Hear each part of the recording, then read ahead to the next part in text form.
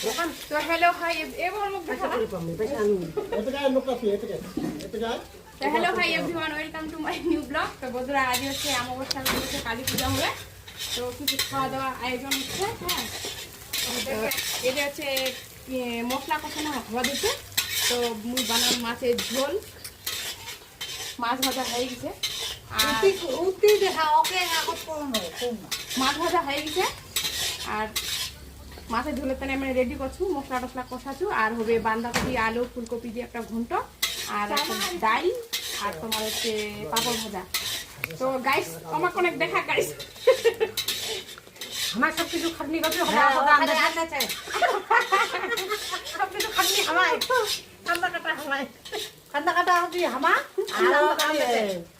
কি আনতে এলা আছে আমার শত্রু, দেখা শত্রু। ওরা মনে সবাই পারে আনছিলা, একজন যদি দেয় না সবাই পারে। তো টাটা, বাই বাই, দেখা হচ্ছে নেক্সট।